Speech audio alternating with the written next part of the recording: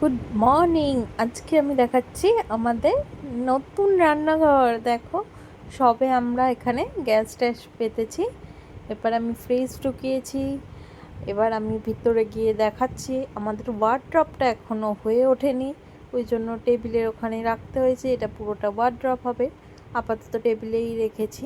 আর এবারে দেখতেই পাচ্ছ বেসিন বসে গেছে, আমাদের বেসিন বসে গেছে। এবার আমি এবারে চপার টপার বোর্ড রেডি করে রেখেছি। এবার এখানে আমি রান্না করব। চিমনি বসে গেছে, এবারে এগুলো সব হবে। এখনও একটু কাজ বাকি আছে, তবুও এখনও আমি ঢুকে গেলাম রান্নাঘরে। আমি আর ওয়েট করতে পারছি না, এত সুন্দর রান্নাঘরে আমি কতক্ষণে রান্না করব। এবারে আমার পাশে আমাদের এই ঘরটা হবে। আমি এখন উপরের একটা ঘর আছে সেখানে থাকি, নিচের ঘরটা ঠিকঠাক করে নিয়েছি, রং টং হয়ে গেছে। এখনও কিছু কাজ ইলেকট্রিক হ্যানা ত্যানা বাকি আছে, ফ্যান ট্যান লাগানো। ওই জন্য এই ঘরটা একবার ঘুরিয়ে দেখালাম, পরে আবার দেখাবো ফিনিশ হওয়ার পরে। এবারে আমি আজকে রান্নাঘরে করছি চিকেন। তো আজকে চিকেন কষা করব, ঝোল টোল করবো না। ওখানে আলু নিয়ে নিয়েছি, টমেটো, আদা, রসুন, পেঁয়াজ, লঙ্কা সব নিয়ে নিয়েছি। সব কেটে মিক্সার গ্রাইন্ডারে দিয়ে দিয়েছি। কড়াইতে দিয়ে দেবো সর্ষের তেল। গরম হয়ে গেছে, নুন হলুদ দিয়ে আলুগুলোকে ছেড়ে দেবো, লাল লাল করে ভেজে নেব।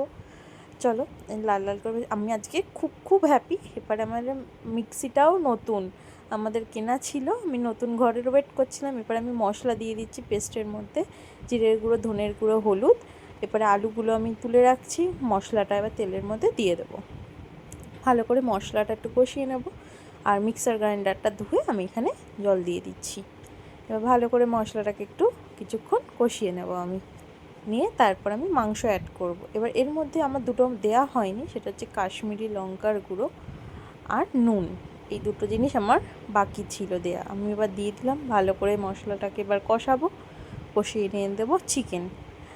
আর তোমরা সবাই কমেন্ট করো আমার নতুন রান্নাঘরটা কেমন লাগছে দেখতে।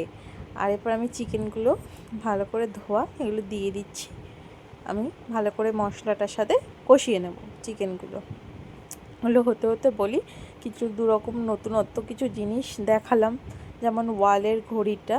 এগুলো সব অনলাইন থেকে নতুনত্ব নেওয়া। এবার আমি ঢাকা চাপা দিয়েই রান্না করছি প্রথম থেকেই।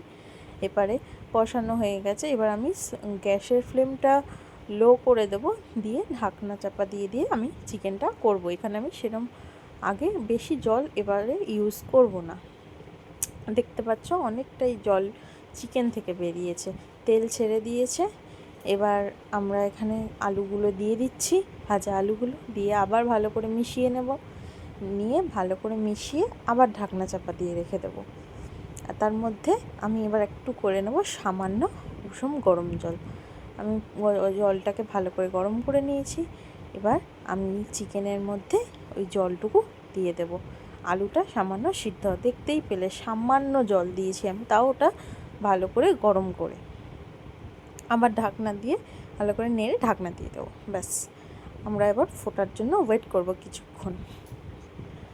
আমি ঢাকনা দিয়ে দিচ্ছি, এবার আমরা ওয়েট করি কিছুক্ষণ। ওয়েট করার পরে দেখো ঢাকনা খোলার পরে গ্রেভিটা হয়ে এসছে আমার। এবার চিকেনে কি হয় সাধারণত, মানে চিকেন না, যা মাংসই করো না কেন, সব সময় ঠান্ডা হওয়ার পরে গ্রেভিটা না একটু বসে যায়। সেই কারণে এবার আমি এখানে গরম মশলা দেবো, দিয়ে আবার কিছুক্ষণ নাড়াচাড়া করে আবার এখানে আমি কষিয়ে ঢাকনা দিয়ে দেবো। এরপরে ঠান্ডা হওয়ার পরে আমি তোমাদের দেখাবো। দেখো ঠান্ডা হওয়ার পরে ভালো লাগলে লাইক, কমেন্ট, সাবস্ক্রাইব।